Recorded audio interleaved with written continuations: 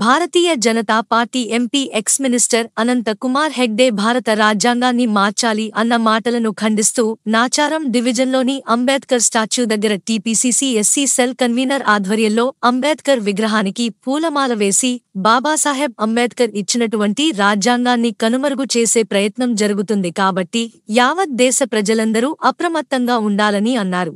రేపు మేడ్చల్ మల్కాజ్గిరి జిల్లాలో పర్యటించబోతున్న నరేంద్ర మోడీని ఎట్టి పరిస్థితుల్లో అడ్డుకుంటామన్నారు. నమస్తే, జై భీమ్. నిన్నటి రోజున కేంద్రం మాజీ మినిస్టర్ గారు Ananth Kumar Hegde, ex union minister, తాను రాజ్యాంగాన్ని మార్చుతాము, 400 పైచిలుగా ఎంపీ సీట్లు వచ్చినట్లయితే రానున్న ఎన్నికల్లో మేము ఖచ్చితంగా రాజ్యాంగాన్ని మారుస్తామని తాను ఒక స్టేట్మెంట్ ఇవ్వడం జరిగింది.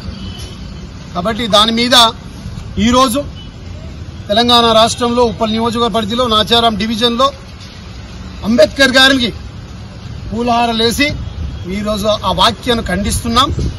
ఎందుకంటే దాదాపు 150 సంవత్సరాలు మా యొక్క మహనీయులు, మా యొక్క ఏదైతే దేశానికి కాపాడాల్సిన గొప్ప మహానుభావులు బాబాసాహెబ్ అంబేద్కర్ గారు కానీ, మహాత్మా జ్యోతిరావు పూలే గారు కానీ, లేక ఛత్రపతి సాహు మహారాజ్ గారు కానీ, ఇంకా పరిహర్ రామస్వామి గారు కానీ, ఈ రకంగా ఎంతోమంది సుదీర్ఘంగా వాళ్ళు రాత్రింబగలు కష్టపడి ఈ దేశంలో ఉన్నటువంటి ఈ అసమానతలు పోవాలి, ప్రజలందరూ సమానంగా ఉండాలి, సమాన హక్కులు ఉండాలి, కలిగించాలి, ఈ అసమానతలు పోవాలి, డిస్క్రిమినేషన్ పోవాలి అని గత 150 సంవత్సరాలుగా వారు పడ్డ ఒక కష్టము, దాని ప్రతిఫలమే భారత రాజ్యాంగం.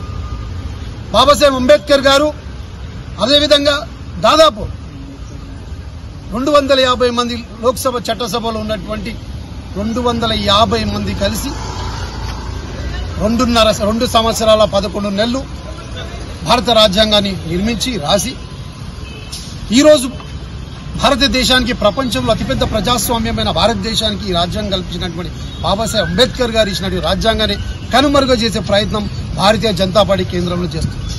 కాబట్టి కాంగ్రెస్ పార్టీ పరంగా మేము దీన్ని ఈ విధంగా ఖండిస్తూ రేపు నరేంద్ర మోడీ గారు ఏదైతే మేడ్చల్ మల్కాజ్గిరి కాన్స్టిట్యున్సీకి ప్రచార భాగంగా రాబోతున్నారో ఖచ్చితంగా అడ్డుపడతాం. వారి ప్రచారానికి అడ్డుపడి వారు దేశానికి, భారత రాజ్యాంగానికి, దేశంలో ఉన్నటువంటి అంబేద్కరిస్టులందరికీ, ప్రజాస్వామ్యవాదులందరికీ క్షమాపణ చెప్పిందాక మోదీ గారిని తిరగనీయం. ఇక్కడ అదే మాదిరిగా మీరు ఒకసారి ఆలోచించినట్లయితే గతంలో వాజ్పేయి గారు కూడా ప్రధానమంత్రిగా ఉన్నప్పుడు నిండు పార్లమెంట్లో భారత రాజ్యాంగాన్ని మేము సమీక్షిస్తాము, మేము మారుస్తాము అని దశగా ప్రయత్నించినప్పుడు ఆయన గురువు ఏదైతే గోల్వాల్కర్ గారు, ఆయన మొదటి గురువు, రెండో గురువుగా ఏదైతే సుదర్శన్ గారు, మొదటి గురువు ఏదైతే సమీక్ష అన్నారో రెండో గురువు ఏమన్నారంటే సుదర్శన్ గారు, వాళ్ళ బీజేపీ గురువు ఆర్ఎస్ఎస్ గురువు గారు ఏమన్నారంటే రాజ్యాంగాన్ని మార్చడమే కాదు, రాజ్యాంగాన్ని మేము రద్దు చేస్తాము, మనువాదం తెస్తాము, మన ధర్మశాస్త్రం తీసుకొస్తామని అన్న ఆలోచన మేరకు వాజ్పేయి గారు కూడా ఈ ప్రయత్నం చేయడం జరిగింది. ఆ ప్రయత్నంలో యావత్ భారతదేశ ప్రజలు వాజ్పేయి గారి ప్రభుత్వాన్ని కూలదోసి భారత రాజ్యాంగాన్ని పట్ల ఆలోచించినందుకే ప్రజలందరూ ఏకదశగా ఆలోచించి వాజ్పేయి గారిని మూలపడేయడం జరిగింది. ఆ రోజు ఆ ప్రభుత్వాన్ని కూలదేయడం జరిగింది. మళ్ళా అదే సందర్భంగా అదే మాదిరిగా ఈరోజు నరేంద్ర మోడీ గారు కూడా మన యొక్క ఈ యొక్క భారత రాజ్యాంగానికి తీసివేసి వాదాన్ని తీసుకొచ్చి మన ధర్మశాస్త్రాన్ని ఈ యొక్క భారతదేశాన్ని అవలంబించే విధంగా భారత రాజ్యాంగాన్ని కనుమరుగు చేసి మన ధర్మశాస్త్రం తీసుకువచ్చే ప్రయత్న భాగంగా ఈరోజు మోదీ ప్రభుత్వం ఆర్ఎస్ఎస్ విభాగాలు పనిచేయడం జరుగుతుంది. కాబట్టి దేశ ప్రజలందరికీ, దేశంలో ఉన్నటువంటి అంబేద్కరిస్టులందరికీ, దేశంలో ఉన్నటువంటి ప్రజాస్వామ్యవాదులందరికీ ఈ సందర్భంగా ఈ మీడియా సందర్భంగా మీ అందరికీ ఒక విన్నపించిన ప్రజలారా, మీరు ఆలోచించండి. మన యొక్క మహానుభావులు, మహనీయులు రాత్రింబగలు కష్టపడి మన భారత రాజ్యాంగాన్ని ఇచ్చారు. ఈ రోజు ఆ రాజ్యాంగే పని ప్రమాదంలో పడింది. ఒకవేళ మరోసారి మోదీ గారి ప్రభుత్వంలో వచ్చినట్టయితే 100% ఈ యొక్క భారత రాజ్యాంగం తీసేసి మనువాద ధర్మశాస్త్రం తీసుకొచ్చి వారిని మనకు వర్ణ వ్యవస్థను తీసుకొచ్చి ఏదైతే బ్రాహ్మణ క్షత్రియ వైశ్య ఏదైతే మనం ఉన్నటువంటి 4 వర్ణాలుగా తీసుకొచ్చి మనల్ని మళ్ళీ అడవికి చీకటి మార్గంలో చీకటిలో చేసే ప్రయత్నం చేస్తున్నారు. కాబట్టి దయచేసి ప్రజలందరూ విజ్ఞులై దేశ ప్రజలందరూ ఒకసారి ఆలోచించి రాజ్యాంగాన్ని కాపాడుకోవాలి. ఈ సందర్భంగా ఒక మాట మీ అందరికి తెలియజేస్తున్న మిత్రులారా, బాబాసాహెబ్ అంబేద్కర్ గారు బాధతో ఒక మాట అన్నారు. నేను ఎంతో కష్టపడి నా యొక్క గురువులు మహనీయులు ఎంతో కష్టపడి వారి ఆలోచన మేరకు ఈరోజు ఈ భారత రాజ్యాంగాన్ని నేను రాయడం జరిగింది. దీని ద్వారా మీరెన్నో లబ్ధి పొందిరు.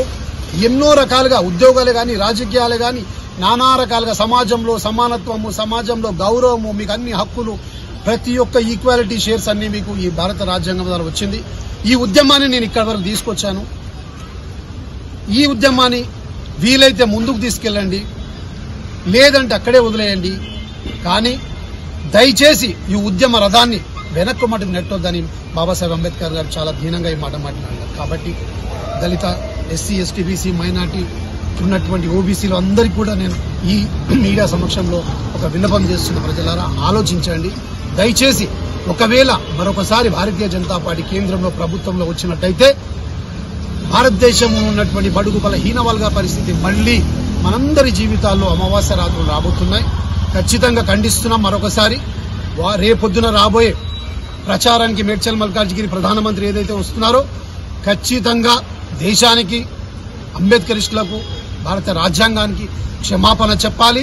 అదేవిధంగా అనంతకుమార్ హెగ్డే గారితో క్షమాపణ చెప్పించి వారిని సస్పెండ్ చేసి వారికి రాజకీయంగా కంప్లీట్ గా ఎలాంటి హక్కు లేకుండా నివారణ చేసి అట్లాంటి వారికి శిక్షను కూడా ఇప్పించేటట్టు ప్రయత్నం చేయాలి. లేకపోతే భారతదేశం అంతా కూడా మరొకసారి ఉద్యమం రేపడుతుంది. కాబట్టి ఖబర్దార్, నేను ఈ సందర్భంగా చెప్తూ ఖబర్దార్ ఆర్ఎస్ వాళ్ళందరికీ ఖబర్దార్ చెప్తూ, మరీ ముఖ్యంగా వాజ్పేయి గారికి నరేంద్ర మోడీ గారికి ఖబర్దార్ చెప్తూ భారత రాజ్యాంగాన్ని కాపాడుకుందామని ఆశిస్తూ జై భీమ్, జై కాంగ్రెస్.